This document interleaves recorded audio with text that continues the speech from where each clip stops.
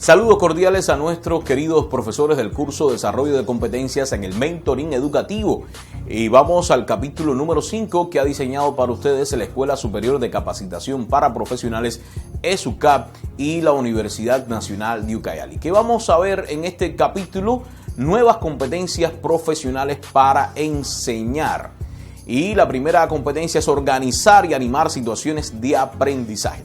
¿Por qué presentar como una competencia nueva la capacidad de organizar y animar situaciones de aprendizaje? Ustedes se estarán preguntando, colegas, ¿no se halla en el mismo oficio del docente? Bueno, todo depende evidentemente de lo que se esconda, ¿sí?, bajo las palabras. Según la interpretación que podamos hacer, durante mucho tiempo el oficio de nosotros como docentes ha sido identificado con el curso magistral acompañado de ejercicios.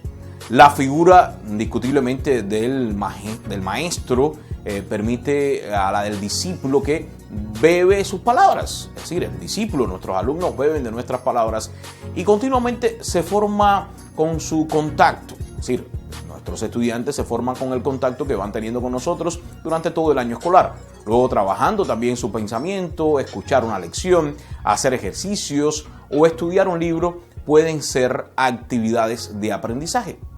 De ahí que el profesor más tradicional pueda también pretender organizar y fomentar dichas situaciones. Pero en el capítulo que viene vamos a ver cómo han cambiado estas situaciones con la tecnología. La idea misma de situación de aprendizaje no presenta ningún interés para los que piensan que la escuela se va para aprender y que todas las situaciones se supone que han de servir a este propósito. Es decir, todas las situaciones que se dan en nuestras escuelas se supone que han de servir al propósito de aprender. Desde este punto de vista, insistir en las situaciones de aprendizaje no añade nada nuevo a la visión clásica del oficio del profesor. Esta insistencia, queridos colegas, incluso puede parecer pedante, como si se insistiera para decir de que un médico concibe y fomenta situaciones terapéuticas. Pero recuerden que nos estamos formando como docentes mentores, en vez de reconocer simplemente que el médico cura pacientes, al igual que el profesor instruye a sus alumnos. Y eso es un mentor también, el que instruye a sus alumnos, excepto los que están familiarizados con las pedagogías activas y los trabajos didácticos de la disciplina. Ahora, los profesores de hoy en día, queridos colegas, nosotros no se consideran espontáneamente como diseñadores y animadores de situaciones de aprendizaje. Pero un mentor sí, el mentor tiene que diseñar, animar esas situaciones de aprendizaje. ¿Se trata de una simple cuestión de vocabulario o tiene motivos para resistirse a un modo de ver que solo puede complicar más la vida, complicarnos más? Tomemos como ejemplo del profesor universitario, ¿sí?, de primer ciclo. Profesor universitario de primer ciclo porque todavía se encuentra en la mayoría de países. El curso se imparte en un anfiteatro, en un teatro grande que hay en nuestras universidades, delante de centenares de rostros anónimos. Que entienda y aprenda quien pueda, ¿sí? Esa es la realidad. Por un momento el profesor podría tener la ilusión de que crea que de este modo, para cada uno, en una situación de aprendizaje, ¿sí?, definida por él, él ha logrado que se escuchen sus palabras de manera magistral. Entonces el alumno toma notas, según él cree que comprendió, que reflexionó y sí, puede ser que se estén dando un proceso de aprendizaje. Si lo piensa, se dará cuenta de que la estandarización aparente de la situación es una ficción, que existen tantas situaciones distintas como estudiantes. Entonces ahí viene el papel del mentor. Cada uno vive el curso en función de sus ganas y su disponibilidad, de lo que oye y entiende, según sus medios intelectuales, su capacidad de concentración, lo que le interesa y lo que no tiene sentido para él. Entonces, lo que se relaciona con otros queridos estudiantes, queridos docentes y colegas, lo que se relaciona con otros conocimientos o realidades que le resultan familiares, puede ser que es lo que le quede, o lo que logra imaginar puede ser que es lo que le quede a este estudiante. Llegado a este punto de reflexión, el profesor tendrá la sabiduría de suspenderla, o a lo mejor tendrá la sabiduría de llevar estos conceptos que quiere que sus estudiantes aprendan a la realidad de cada uno de ellos, ¿sí? Considerar, diseñar, animar, crear situaciones de aprendizaje tiene sus riesgos, pero el docente mentor eso es lo que hace. Esto puede conducir a preguntarnos entonces sobre cómo hacer nuestros aprendizajes más eficaces. El sistema educativo se construye por arriba. Por esta razón, las mismas constataciones valen hasta cierto punto para la enseñanza secundaria y en menor medida para la enseñanza primaria. Es decir, lo mismo que se puede aplicar en la universidad se puede aplicar en la secundaria y en la primaria, pero no se puede aplicar al revés. Lo mismo para la primaria, la secundaria no funciona igual en la universidad. No son tan numerosos y la enseñanza es más interactiva en la primaria. Se da más importancia a los ejercicios o a las experiencias conducidas por los alumnos y no delante de ellos. Sin embargo, siempre y cuando practiquen una pedagogía magistral y poco diferenciada, los profesores no controlamos muchas veces realmente las situaciones de aprendizaje en las que situamos a cada uno de los alumnos. Por lo tanto, ahí es donde entra el papel del docente mentor. Como muchos podemos procurar, usando medios disciplinarios clásicos, que todos los alumnos escuchen con atención. No va a funcionar. ¿Cómo podemos implicar activamente a nuestros alumnos? Al menos en apariencia, en las tareas asignadas. Bueno, la reflexión sobre las situaciones didácticas empieza con una pregunta que ya se hizo Saint-Jean en 1996. Yo enseño, pero ellos aprenden. Sabemos después que Bourdieu en 1996 que en la realidad solo aprenden a merced de semejante pedagogía los llamados herederos, los que disponen de los medios culturales para sacar provecho a una enseñanza que indiscutiblemente se dirige de esta manera. Se dirige de manera formal a todos. Por lo tanto, una enseñanza dedicada más a la identificación de las competencias que necesitan nuestros alumnos y más individualizada. Entonces, donde nosotros nos convirtamos en mentores de nuestros alumnos, donde además se necesita un modelo, y cuando decimos modelo, tenemos que todos tener en cuenta que el modelo tiene que estar centrado en los estudiantes, en sus representaciones, en sus actividades, en situaciones concretas en las que nos vamos a sumergir y vamos también a utilizar efectos didácticos. Sin duda, esta evolución, ¿sí?, va encaminada a utilizar mecanismos que permitan una relación con la apertura de los estudios de nuestros estudiantes. ¿Qué características y qué perfiles tienen nuestros estudiantes? Y hacer que no convertir nuestras clases en un curso magistral, sino hacer ejercicios que vinculen a esta pedagogía con las necesidades diferenciadas de nuestros estudiantes.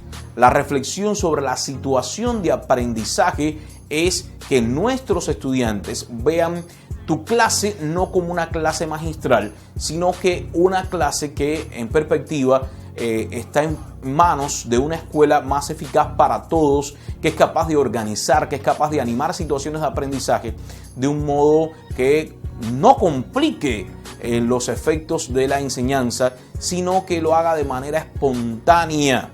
Entonces, este lenguaje hace hincapié, este modelo hace hincapié en la voluntad de elaborar situaciones didácticas óptimas, incluso en primer lugar pensando a nuestros estudiantes, ¿sí?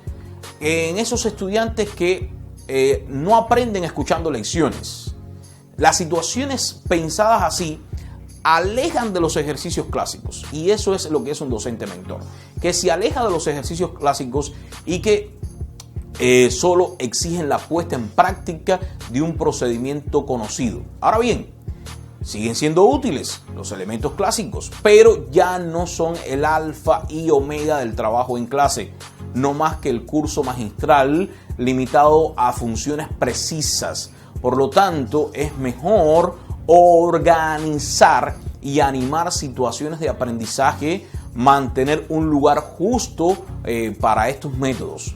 Sobre todo, sacar energía, sacar tiempo, disponer de las competencias que tenemos que desarrollar nosotros como docentes, que hemos ido y que vamos a seguir estudiando en este curso, competencias profesionales necesarias para imaginar y crear otra clase de situaciones de aprendizaje, que las didácticas sean más contemporáneas, que consideren situaciones amplias, abiertas, con sentido y control, que hagan referencia a un proceso de investigación donde el protagonista va a ser el alumnado, donde va a identificar y va a resolver problemas reales. Entonces yo creo que esta competencia global moviliza a su vez varias competencias más específicas. ¿Cuáles pudieran ser estas competencias más específicas? Conocer a través de una disciplina determinada los contenidos que debemos enseñar y su traducción en objetivos de aprendizaje. Entonces también trabajar a partir de las presentaciones de los alumnos. Fíjense, donde el alumno es el que presenta, trabajar a partir de los errores y los obstáculos al aprendizaje. Cuando nuestros alumnos cometen errores, se convierte en un obstáculo, pero ese obstáculo hay que aprovechar para aprender y construir, planificar dispositivos y secuencias didácticas, comprometer a los alumnos en actividades de investigación, en proyectos de conocimiento. Yo creo que por aquí vamos a ir enfocando una docencia más llevada a la mentoría. Analicémosla una a una y recordemos que todas contribuyen a la concepción, a la organización y a la animación de situaciones de aprendizaje. Gestionar la progresión de los aprendizajes, eso es lo que nos toca. Después que el estudiante va aprendiendo cómo llevar ese proceso de aprendizaje y nosotros estar ahí con ellos, favoreciendo esa progresión de los aprendizajes de los alumnos hacia los objetivos previstos al final de cada ciclo de estudios. Hay objetivos que cumplir y nosotros vamos de la mano con ellos para lograr los objetivos. Los programas están concebidos en esas perspectivas, así como también los métodos y los medios de enseñanza propuestos están concebidos o impuestos a los profesores. Entonces, el reto está en eso que nos imponen, en esos objetivos de enseñanza, cómo nosotros conviene encargarnos de hacer un sistema de progresión del aprendizaje, donde no exige ninguna competencia en particular de los profesores, pero en este caso nosotros que somos docentes, entonces tenemos que hacer lo que se tenga que hacer. Si no tomamos iniciativas, que muchas veces estas iniciativas intempestivas, se espera de nosotros que aportemos una forma de habilidad y de ajustes a esas operaciones que nos imponen para lograr precisamente a través de pequeñas variaciones, a través de materiales que podamos conducir el trabajo. Entonces yo creo que nos corresponde pensar en un conjunto de pequeñas acciones que podamos ir cambiando el proceso de enseñanza. Por consiguiente, toda enseñanza digna de este nombre debería ser estratégica. Es decir, no podemos elaborar nuestros planes de estudio de forma estandarizadas. Tenemos que utilizar después estrategia en el sentido que se entienda como una perspectiva que va evolucionando, que se van tomando acciones en función de la contribución que hacemos y lo que espera nuestro estudiante para una progresión óptima de los aprendizajes de cada uno de nuestros estudiantes. No es un producto final que todos salen igual. Recuerden la diversidad que existe en nuestras aulas. Por eso es tan importante el docente mentor. Lo que parece caer en un propio peso en el plano de los principios, en realidad es extremadamente difícil en las condiciones de la acción cotidiana. Por lo que la producción a menudo se limita al año escolar, cuando no a las actividades en función de los cursos que tenemos que impartir. Entonces, yo creo que lo fundamental es que nosotros como docentes estemos utilizando una gestión óptima de las progresiones de nuestros alumnos y renunciar a los planes de estudio que prescriben una progresión semana por semana, sino buscar una nueva ampliación que se perfila con la introducción de ciclos de aprendizajes donde el estudiante es plurianual, es decir, va utilizando los contenidos de manera progresiva y no solamente se preocupa por cerrar un ciclo y ya.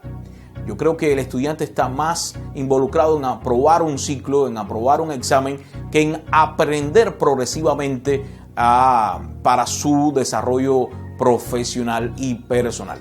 La formación y la pedagogía diferenciada va a conducir a pensar en la progresión de cada alumno. La parte de las decisiones de la progresión que se encarga la institución va a ser muy beneficiosa. Es decir, cómo progresa cada alumno, ¿sí?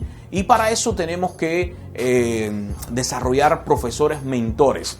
Por lo tanto, la competencia correspondiente adquiere una importancia sin precedentes y sobrepasa de largo la planificación didáctica del día a día, sino hay que ver al docente mentor como una persona que se proyecta con progreso. Esta competencia va a ir movilizando por sí misma varias competencias más específicas. He aquí las que configuran en este capítulo: concebir y controlar las situaciones, problemas ajustados al nivel y también a las posibilidades de los alumnos. Hay que tener en cuenta las posibilidades de los alumnos, adquirir una visión longitudinal y también de los objetivos de la enseñanza, establecer vínculos entre las teorías subyacentes y las actividades de aprendizaje. Esto es fundamental. Observar y evaluar a los alumnos en situaciones de aprendizaje. Yo creo que según un enfoque formativo debemos establecer controles, pero que sean controles periódicos de competencias y tomar decisiones de progresión. Seguimos haciendo énfasis en la progresión, elaborar y hacer evolucionar dispositivos de diferenciación. ¿Para qué? Para que cada alumno progrese hacia los objetivos precisamente previstos. Hay muchos aspectos fundamentales que hay que trabajar y conviene ponerlo muy a menudo en una situación de aprendizaje óptima para el estudiante. No basta con que ésta tenga sentido, le concierna y lo movilice. Yo creo que además tiene que requerirlo en su zona de desarrollo. Le hace falta en su zona de desarrollo próximo no solamente el contenido, sino que le hace falta para su vida. ¿Quién podría oponerse a este magnífico programa donde el aburrimiento, el hecho de que hay numerosos alumnos en una clase? Bueno, ahora bien, una situación estándar solo puede ser de forma excepcional, óptima para todos, porque no tienen el mismo nivel de desarrollo. Por lo tanto, hay que olvidarse de los estándares óptimos para todos, los mismos conocimientos previos, la misma relación con el conocimiento, los mismos intereses, los mismos medios y formas de aprender para todos ya no existe. Por lo tanto, el docente mentor tiene que diferenciar y es romper con la pedagogía frontal. La misma lección, los mismos ejercicios para todos, pero sobre todo yo creo que situar una organización del trabajo y de los dispositivos didácticos que tenemos y colocarlos regularmente a cada uno en una situación óptima y en primer lugar a los que tienen más dificultades para aprender. Ahí es donde está el éxito del docente mentor, saber elaborar y saber evolucionar estos dispositivos es una competencia. Por eso hago énfasis en esa competencia con la que sueñan y construyen poco a poco todos los profesores que piensan que el fracaso escolar no es una desgracia, ¿sí? Que el alumno puede desaprobar un examen, que cada uno puede aprender de manera diferente y que todos son capaces. Yo creo que ahí está el docente mentor, el que defiende el principio de una educabilidad.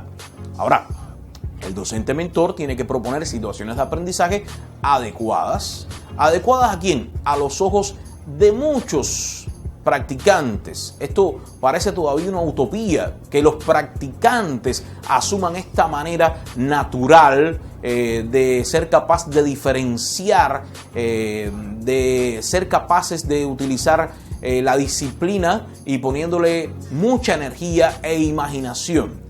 Lamentablemente, muchas veces los esfuerzos parecen que no dan resultados, pero sí debemos empezar a diferenciar entre los alumnos de la misma clase, que es lo ideal cuando se tiene entre 20, 30 alumnos.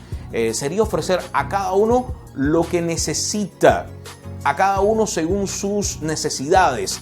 Ese es el docente mentor. Y esa es la educación, los principios de este siglo, una educación a la medida, lo cual parece fuera del alcance, sí, parece una utopía, parece que no se puede lograr. El problema es insoluble siempre que imaginemos que para crear una situación de aprendizaje óptima para cada alumno hace falta encargarse de él personalmente. Y no es así. Yo creo que podemos diseñar. Esto no va a ser posible ni deseable, pero la solución no es transformar la clase en una serie de relaciones duales, que el profesor entonces se encargue de cada uno de los alumnos uno a uno y estar detrás de ellos. No, el cálculo es sencillo. A razón de unos 26 o 30 alumnos que hay en nuestras aulas, entonces dedicarle unas horas a los que necesitan una mayor tutoría, una hora de tutoría individualizada por semana, por ejemplo, una hora por semana, incluso disminuyéndola de forma espectacular. A lo mejor trae clases después efectivas. Esto podrá realizarse en un modelo semejante que yo quiero que ustedes vean ahí en su material, estudien, porque esto pudiera darnos grandes resultados. Entonces yo creo que dedicándole una hora y 30 por semanas a esos alumnos que necesitan un acompañamiento diferenciado, ahí es donde está el docente mentor. Un profesor no sabe necesariamente proponer a cada uno una situación de aprendizaje óptima. No basta con volverse completamente disponible para un alumno. Todavía hace falta comprender por qué tiene dificultades de aprendizaje ese alumno y saber, y queridos colegas, las competencias intelectuales y la relación con el saber que la escuela pretende formar es lo más importante. Por lo que debemos estar conscientes de que utilizando las nuevas tecnologías o no, debemos formar un mejor estudiante. Por lo menos debe estar estas perspectivas. Utilizando las nuevas tecnologías no va a resultar indiferente a ningún profesor, porque no solamente modifican las formas de vivir, divertirse, informarse, trabajar y pensar. Esta evolución que ha comenzado en 2020 afecta a todas las situaciones que nos enfrentamos y nos vamos a enfrentar con nuestros alumnos posiblemente en los próximos tiempos, en las cuales se supone que movilizan y van a seguir movilizando lo que los estudiantes aprenden en la escuela. La verdadera incógnita es saber si nosotros los docentes aprovechamos al máximo las tecnologías como ayuda a la enseñanza para hacer clases cada vez más claras a través de presentaciones multimedia, a través de las plataformas, para cambiar los paradigmas y, por supuesto, concentrarnos en la creación, concentrarnos en la gestión, concentrarnos en la regulación de situaciones de aprendizaje. Yo creo que nos estamos concentrando mucho en el área tecnológica y poco en el aprendizaje. Entonces, afrontar los deberes, los dilemas éticos de la profesión, cada vez parece menos razonable. Rechazar la dimensión educativa del oficio del profesor. Por lo tanto, yo creo que también sería absurdo, como injusto, esperar que nosotros los maestros de escuela nos convirtamos en docentes tecnológicos solamente y nos olvidemos de que estamos formando a estudiantes que necesitan desarrollar un aprendizaje.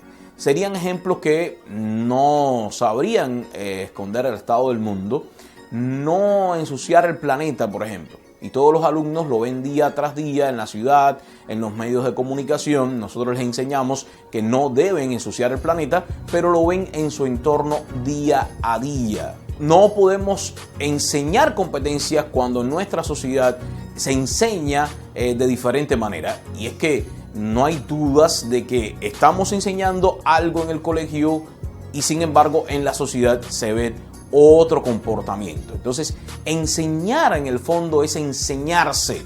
Una sociedad que no enseña es una sociedad que no se quiere, que no se valora, y este es precisamente el caso de la sociedad moderna. Estamos enseñando algo en el colegio y en la sociedad está pasando otra cosa. Del miedo a enseñarse a sí misma, la escuela no sabría librar por completo nuestra sociedad. Cada día hay más violencia, cada día hay más maltrato, cada día hay más prejuicios, cada día hay más desigualdades, discriminaciones. Y entonces existe una televisión que no ayuda mucho al sistema educativo, que ha dado muestra de ello, programas que no enseñan. Entonces, la escuela debe estar abierta respecto a la vida y haga creer al mismo tiempo que todos los adultos están de acuerdo con las virtudes cívicas e intelectuales que éstas defienden. Por lo tanto, tenemos que enseñar a los adolescentes que debemos entender que la educación no solamente es en las cuatro paredes o en la sala de virtual, sino también fuera, en el mundo que le rodea, en la sociedad que le rodea. Entonces, yo creo que estos son análisis que tenemos que hacer cada día con nuestros estudiantes para que el aprendizaje no se quede solo en el éter cuando nosotros transmitimos nuestros conocimientos a través de internet, o no se quede solo en el aula cuando estamos presenciales. ¿Cómo superarlas? Y eso se va a dar solamente en el 1 a 1, en esa hora precisamente que tú le dediques. Todos los profesores hemos intentado el apoyo pedagógico, a veces hasta con clases particulares, y sabemos hasta qué punto uno puede encontrarse desprovistos en una situación de tutoría, mientras que esta resulta aparentemente ideal. Lo cierto es que no lo va a resolver todo tampoco una sesión de tutoría. Algunos aprendizajes solo pueden hacerse gracias a interacciones sociales, ya sea porque se tiene como objetivo el desarrollo de competencias de comunicación, por ejemplo, o competencias de coordinación, o ya sea porque la interacción es indispensable para provocar precisamente aprendizajes que pasan por un conflicto cognitivo o una forma de cooperación. Entonces, tenemos que identificar todos estos elementos y diferenciar la enseñanza que no podría pues consistir en multiplicar los cursos. No es multiplicar los cursos y multiplicar las mentorías y las tutorías. No, es buscar el término preciso y medio entre la enseñanza frontal ineficaz y una enseñanza individualizada. Entonces, quiero que sigan estudiando en su material este reto que les dejo por delante. Vayan a la actividad que van a tener disponible, el video tutorial y las lecturas complementarias. Y nos vemos en el próximo capítulo. Les adelanto que estaremos hablando un poco sobre cómo afrontar los retos de las competencias utilizando la tecnología. Gracias.